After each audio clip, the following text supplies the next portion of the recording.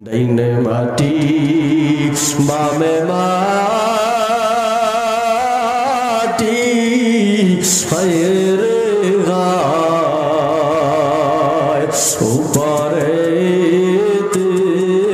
বাসর চালি হায়রে গায় বালিশ নাই রে বিছানা নাই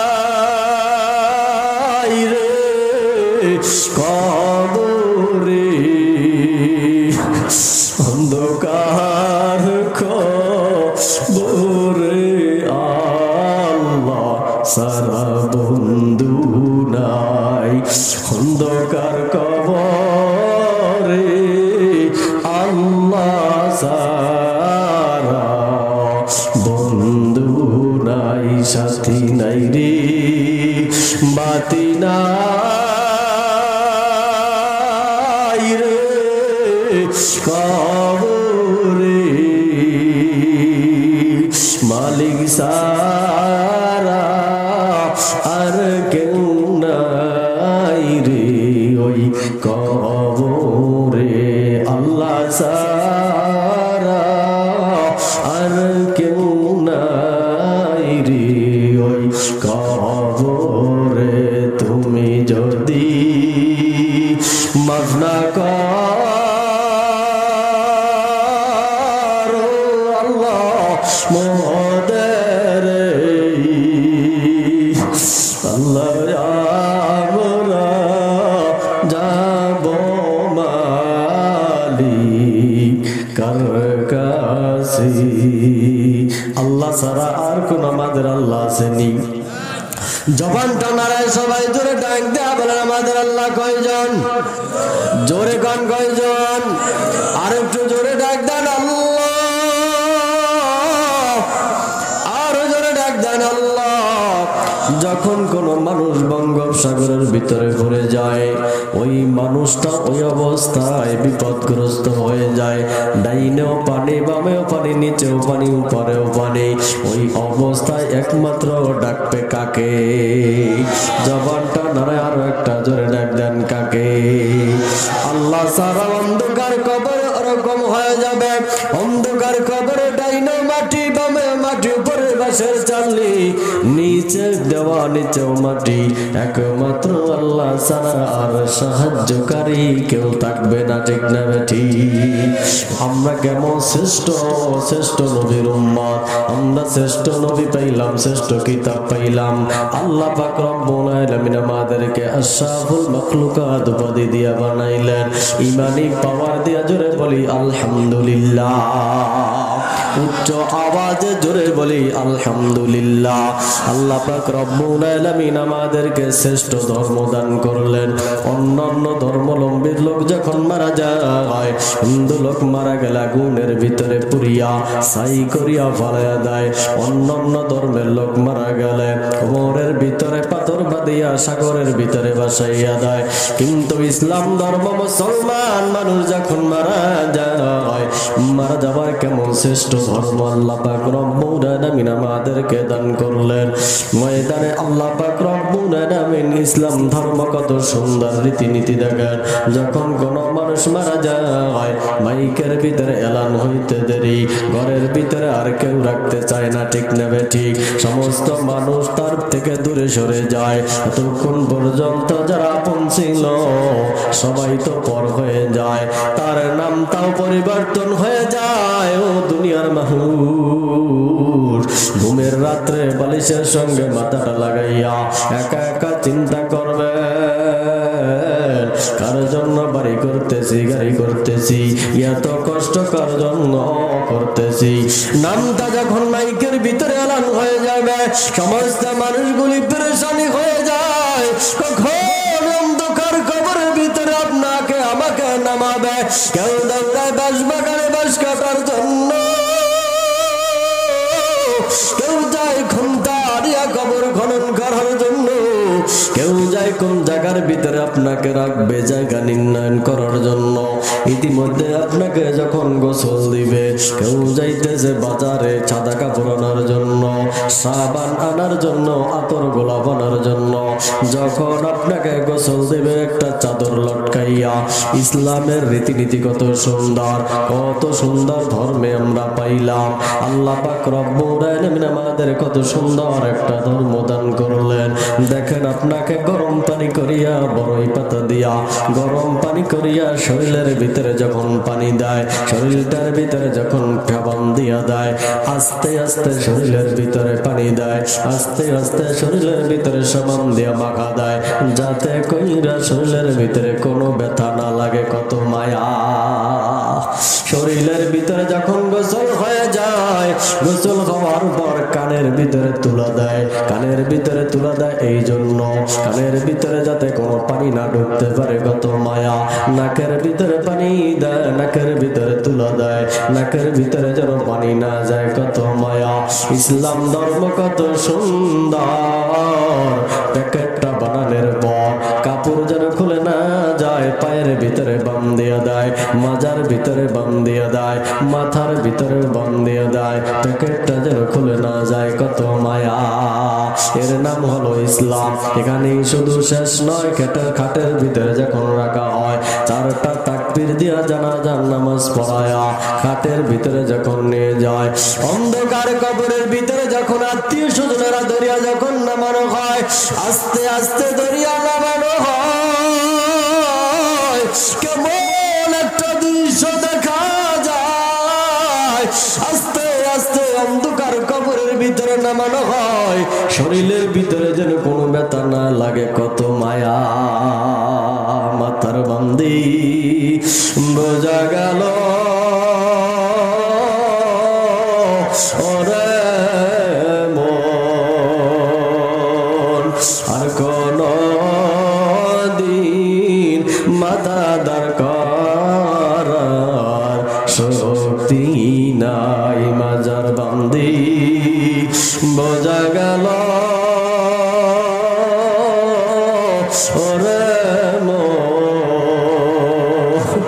এখনো দিন মাজা দাঁড় করার শক্তি নাই। পায়ের বান্দে বোঝা গেল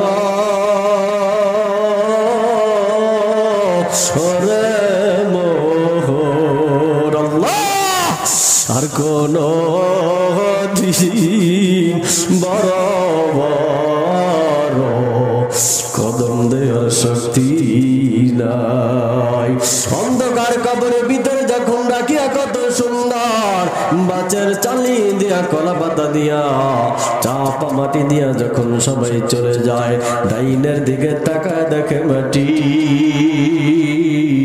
ডাইনে মাটি, বামে মাটি, হায়ের উপরে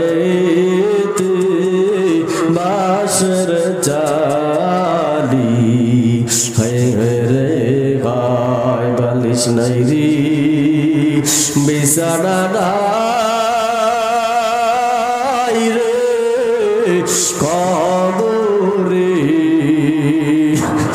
অন্ধকার কবরে আল্লাহ সারা বন্ধু নাই। অন্ধকার কবরে আল্লাহ সারা বন্ধু নাই। সাথী নাই রে, বাতি নাই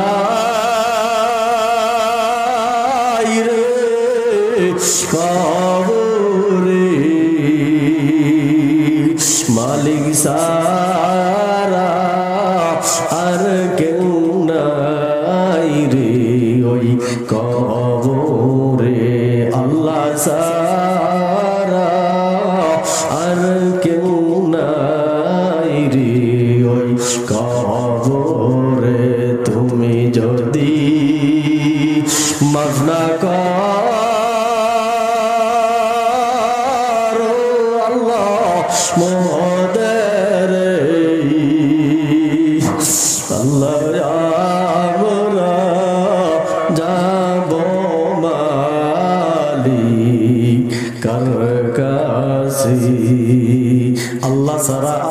আমাদের আল্লাহ আসেনি?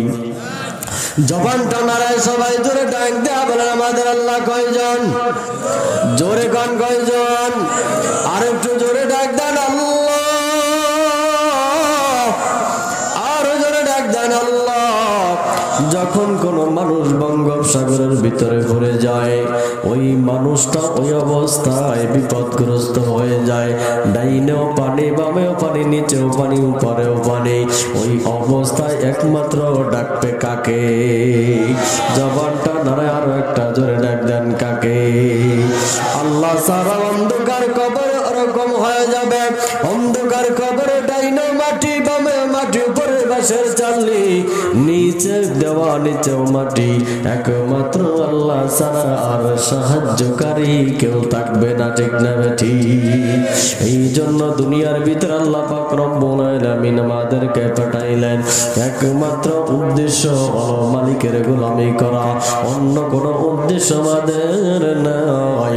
আল্লাহর হাবিবের সুন্নাত অনুযায়ী জিন্দেগি গঠন করা, ঠিক না বেঠি?